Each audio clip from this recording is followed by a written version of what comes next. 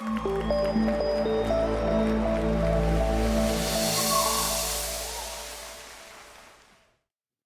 you're anything like most people, I bet you probably can't guess which one of these adorable twin girls is me. I'm the one on the right in the red dress. And I could tell by the looks on some of your faces, you're probably thinking, you were so cute as a little girl. And that brings me to rule number one: never compliment a transgender person on their pre transition looks. That's the equivalent of seeing someone's baby picture and saying, you were so cute back then. What happened? When I began gender transition, I was a licensed marriage and family therapist working in private practice with a variety of clients. Many of my clients were LGBTQIA, and many of my clients were cisgender heterosexual. And since I'm here to be radically authentic, I might as well start by being completely transparent. I was terrified by how my cisgender heterosexual clients would react to my gender transition. How would you feel if your doctor or therapist started working with you as a man and then became a woman, or vice versa? If you all are being radically authentic instead of politically correct, I'm sure many of you all would have a problem with that. And ironically, I'm sure many of you all have also experienced this paradox of being completely convinced of something on the inside, only to be hesitant to share it because of how you might be judged or treated on the outside. Maybe you wanted to go to trade school, but you went the traditional college route instead. Maybe you prefer dreadlocks and tattoos, but that good paying corporate job is a safer option. Or maybe you wanted to bring home a secret significant other of another race or religion, but you knew your family would not approve. Whether you acknowledge it or not, at our core, we all have this deep desire to be radically authentic. Radical authenticity means genuinely expressing yourself even in the face of real or perceived opposition or the threat of not belonging. Just as I was finishing college, preparing to launch into the prime of my life, I reached this point where I could no longer ignore the voice inside of me that was telling me I was born to be masculine. And as that voice got louder and louder, the incongruence inside of me became unbearable.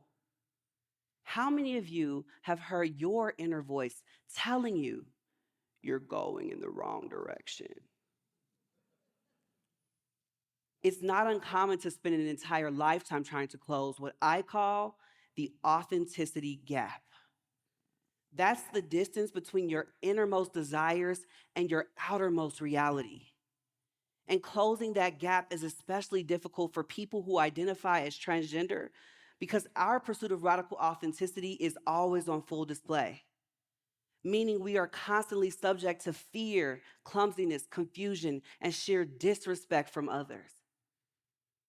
From the moment we're born, we all start to get messages about how we must think and behave in order to fit in with our tribe. As soon as we color outside of the lines, we are quickly scolded to remind us that we're out of bounds and that the threat of rejection, isolation, and judgment await us if we do not conform. The number one barrier to closing the authenticity gap and living a radically authentic life is this fear of not belonging. If you don't believe me, think about how you felt the last time you were judged unfairly. Why is it so hard to accept people for who they say that they are? Imagine what could be possible if we did not have to forfeit our authenticity in order to belong. My first definitive step on the road to radical authenticity was changing my name. And I'm not simply talking about announcing to my colleagues, family, and friends, hey, instead of Monique Brown, I want to be Moe Ari. And that brings me to rule number two: never ask a transgender person their birth name.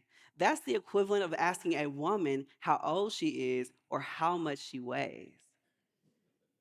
My friends, when I say name change, I'm talking lawyers involved, appearing in front of a judge and answering all kinds of questions about why I wanted that change. That alone isn't for the faint of heart. And still, I remember it was May 2018. I stood there with my wife and twin sister at my side when the judge officially declared me Moe Ari Brown. I told my family it felt like my birthday, and I immediately burst into tears. And I know it's not the manly thing to do, but I felt so empowered because for the first time in my life, I was finally honoring and acknowledging all parts of myself. I took control. And I made the conscious choice of who I was going to be. I was closing my authenticity gap. Do you remember the day that you decided who you are? Better yet, have you decided who you are, or are you answering to who other people told you you should be? Just as my optimism gets the best of me, and I think we're making progress toward equity and non judgment, my client therapy sessions quickly bring me back down to earth. They are stark reminders that my success, however personally gratifying, is minuscule in comparison to where we should be as a society. I can't celebrate when so many transgender people are still struggling for basic rights. Many of their name changes are still being ignored at home to keep it secret from extended family and community that would judge their families for being supportive. In the workplace, we constantly battle for our recognition on ID badges, emails, and official documents. When you decide to play God and judge someone, it creates ripple effects of emotions that range from disappointment to devastation. And that's why so many transgender people still end up feeling isolated in what should be safe spaces. If we are going to progress as a society, it starts by asking yourself this question: am I contributing to discrimination? Am I forcing other people to color inside of the lines that I've drawn for them? Maybe you are. And maybe it's unintentional. It's okay to admit that because you have the perfect excuse. You didn't know any better. Now, the real question becomes, now that you know better, will you do better? If your answer to that question is yes, we can take the next step from acceptance to alignment. When you think back to any moment in your life where you were truly happy about someone or something, I can almost guarantee you, you were in alignment. That means that that person, place, or thing that excited you was in agreement with your values. And unfortunately, so many transgender people have been conditioned to curb their enthusiasm in what should be epic moments of their lives, all because those moments are so often undermined by expectations and judgments about who we should be versus who we are. And I could tell by the looks on some of your faces, you're thinking, is it really that bad? So I invite you to take a stroll down memory lane with me as I give you a window into my world. It's 9 p.m., and I'm closing down my private practice after a long day of seeing clients. The elevator stops on 3 floors on the way down to the lobby. The first person refused to get on. The second person looked like she saw a ghost, and the third person got on, but she took the pepper spray out of her purse. And it's funny how things change because when I was feminine, people used to follow me down the street. And now, as a Black man, people cross to the other side when they see me coming. And that brings me to rule number 3. Contrary to popular belief, transgender people are not contagious, nor are they secretly out to convert you. And then there's the Charlotte airport incident. I'm running down the concourse. I make a beeline for the men's room, and I hear this voice from across the airport yelling, "No, no, that's the wrong bathroom. Don't go in there. That's the men's room." And that brings me to rule number 4.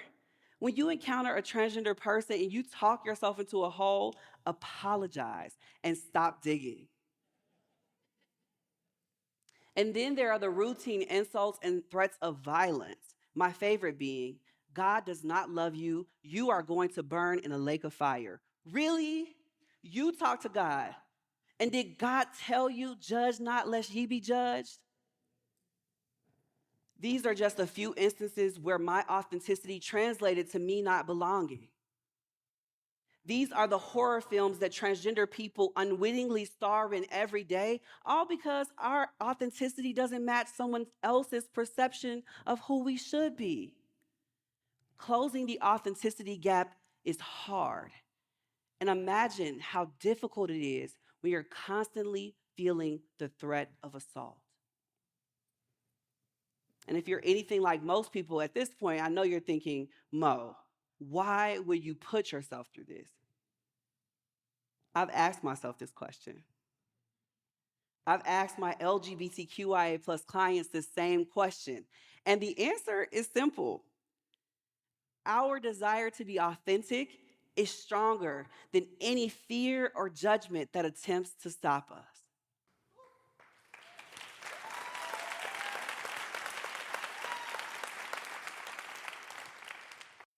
My yearnings for authenticity eventually landed me on the couch of my parents' living room. There I sat with my then girlfriend, now wife, as I told my parents, I've got something to tell you. You could cut the tension with a knife. Mom, Dad, I just want to tell you that I'm transgender. Now, I was also officially 2 weeks out from starting hormone therapy and undergoing a bilateral mastectomy, also known as top surgery. My mother, a reverend of the Christian faith and a registered nurse for over 30 years, immediately begins to pepper me with questions about the medical process, including the side effects of top surgery and hormone therapy. But it was her last question that confirmed for me my inside and outside were fully aligned. Mo, Mo, what if hormone therapy causes you to grow facial hair? I just smiled from ear to ear. And she describes it as me lighting up like a Christmas tree.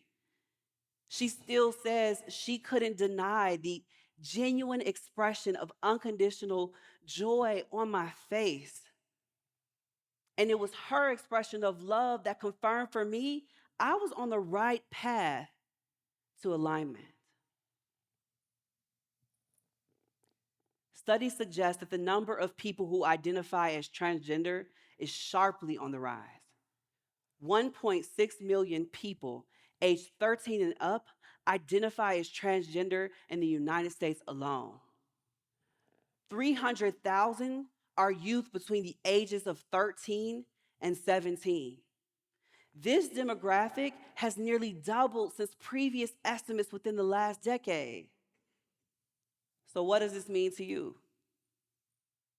It means you may want to bite your tongue instead of spewing any transgender hatred because your loved ones could soon cause you to have to eat those words.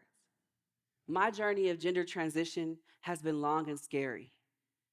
But not only would I do it all over again, I consider myself extremely fortunate because I had the necessary means, love, and support to close my authenticity gap and walk courageously in my truth. I proudly had top surgery to remove my breasts. I proudly married a beautiful woman. And the person I knew myself to be on the inside was finally starting to match who I saw on the outside. I'll never forget the day that my beautiful daughter, Nova, called me daddy. The final piece fell into place. It was her innocence, unconditional love, and acceptance of me as Moe Ari that confirmed for me my journey of wholeness is complete. The transgender community respects you. We understand that accepting us is truly perplexing for some people who think that our choices don't align with their values. I also understand that some people think that LGBTQIA plus people are a little weird. But ask yourself this question. How would you respond if your sister, brother, child, or loved one came to you and shared an uncomfortable truth that did not agree with your values? Will you immediately stop loving them? My guess is that you'd find a pathway to alignment. And that's all that transgender people are asking. Give us the same grace and respect you'd give your loved one. We shouldn't have to be brave in order to be ourselves. As complicated as it may seem, your stance on transgender people comes down to this simple question: are you for or are you against discrimination?